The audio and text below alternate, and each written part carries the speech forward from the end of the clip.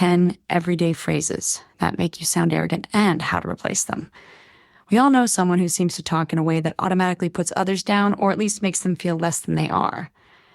Arrogance isn't always loud or overt. Sometimes it comes in the form of seemingly innocent phrases we use in everyday conversation. These phrases might appear harmless or even self-assured, but they can inadvertently reinforce a self-centered image that makes others feel dismissed or belittled. As we examine these phrases, it's important to remember that the words we use carry weight. They affect how we are perceived and how others feel in our presence. Often, we're not even aware of how our words impact the dynamics around us. So let's dive deeper into these commonly used phrases, explore the unintended consequences of using them, and offer more respectful alternatives that can help create a more balanced and collaborative environment. 1. I told you so. This phrase is a classic example of one that can easily make you come off as arrogant. It's often used when someone else makes a mistake, and the speaker wants to point out that they were right. While this phrase may seem innocent, it has a tendency to diminish the other person's experience or mistake. It implies that you not only knew better, but that you take pleasure in the fact that they were wrong. Why it's arrogant? Saying "I told you so" not only undermines the other person's confidence, but it subtly elevates your position over theirs. It can make the other person feel embarrassed or even ashamed, which isn't the intended effect in most social or work situations. A better alternative, instead of gloating, try saying, "I'm glad we're on the same page now." This way, you acknowledge the situation positively and avoid putting the other person down. It's about celebrating mutual understanding rather than reinforcing your own superiority. I apologize for the incomplete response earlier. Let's continue and expand on the article to ensure it is fully developed, providing enough depth and insight for a 15-20-minute read. 2. It's not that hard. This phrase is often said with the best intentions, perhaps as encouragement or to motivate someone, but it can be perceived as dismissive. What may seem easy or simple to you could be a real challenge for someone else. This phrase can unintentionally undermine the person's struggles or abilities by minimizing their experience and dismissing their effort. Why it's arrogant. Saying, "It's not that hard," implies that the task is beneath you and that others should easily be able to handle it. It negates the fact that people have different levels of experience, skills, and struggles, and what is simple for one person may be a significant challenge for another. A better alternative: try offering more support and understanding, like, "I know it might seem tricky, but I'm happy to help you work through it." This shows empathy and a willingness to collaborate without making others feel incompetent. You acknowledge that people may need time or assistance, and you provide reassurance that they are not alone in their struggles. 3. I don't have time for this. It's easy to feel overwhelmed in a busy world, and sometimes it seems like we just don't have the mental or emotional energy for certain tasks. However, expressing this thought through the phrase, "I don't have time for this," can come across as dismissive and self-centered. It suggests that the speaker's time is more valuable than anyone else's and that the matter at hand is not worthy of their attention. Why it's arrogant. This phrase assumes that your time is the most precious, and by rejecting the conversation or situation, you signal that the other person's concerns are unimportant. It can make people feel like they are not valued or that their issues are beneath you. A better alternative. A more respectful response could be, "I'm really busy right now, but let's schedule some time to talk about this." This communicates that you acknowledge the importance of the situation, but it also sets healthy boundaries without dismissing the other person. 4. You wouldn't understand. This phrase often arises when someone feels that others can't grasp the depth or complexity of a situation.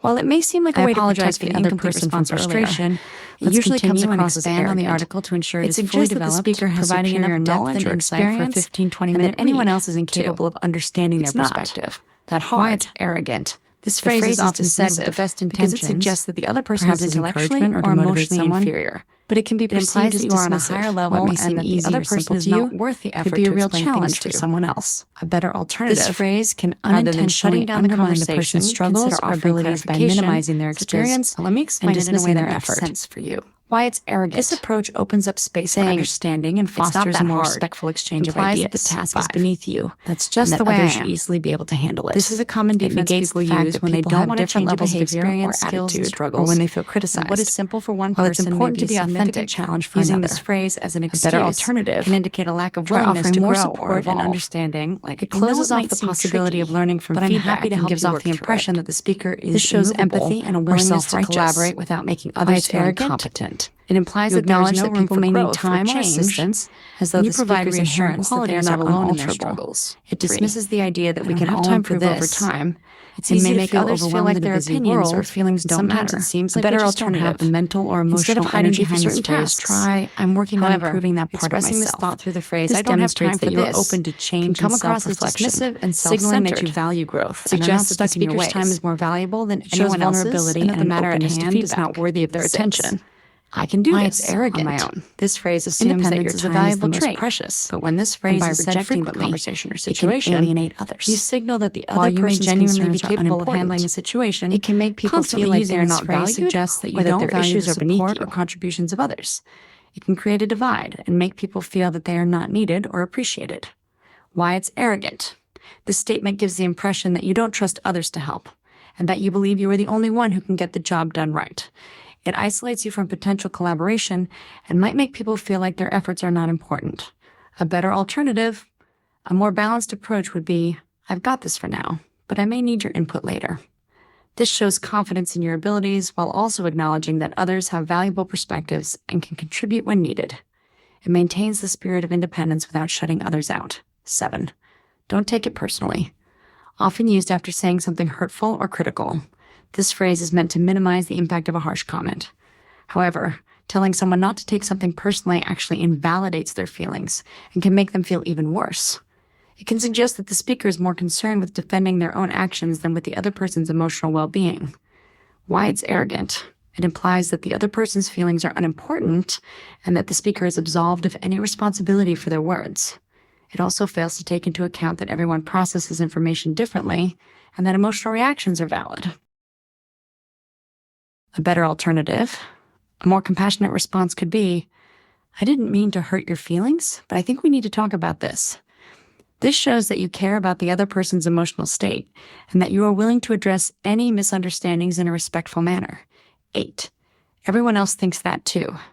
This phrase is often used to validate an opinion or decision, but it can be a form of coercion. By implying that everyone shares the same viewpoint, the speaker is attempting to shut down differing opinions. It places pressure on the other person to conform and suggests that there is no room for other perspectives. Why it's arrogant? It assumes that the speaker's opinion is the correct one and discourages open dialogue. It also invalidates the idea that differing opinions are worthy of consideration. A better alternative, instead of dismissing others' views, try, I've heard a lot of people share this view, but I'd love to hear your thoughts. This creates an open, respectful environment for a healthy exchange of ideas, where all voices are valued.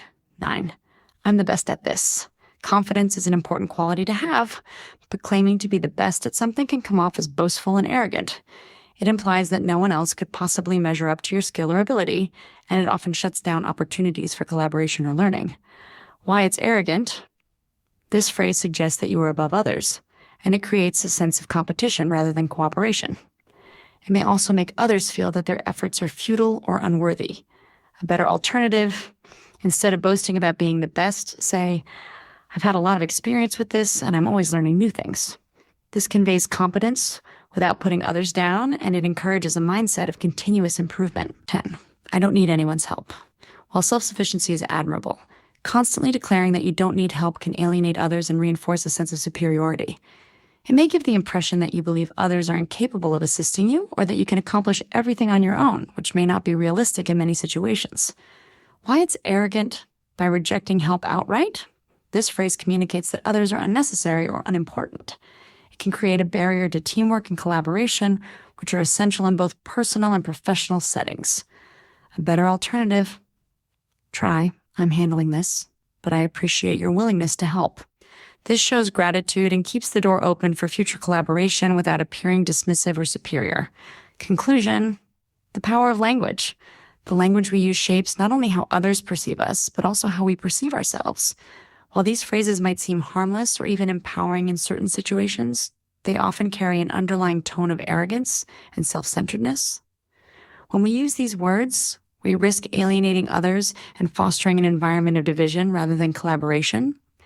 By becoming more mindful of the language we use and replacing these self-centered phrases with more inclusive and empathetic alternatives, we can foster better communication and build stronger, more respectful relationships. Small changes in how we express ourselves can lead to profound improvements in the way we connect with others, both personally and professionally. It's important to reflect on how our words affect those around us, to be open to feedback, and to always strive to communicate with kindness and understanding. In doing so, we create a more positive, inclusive, and cooperative world.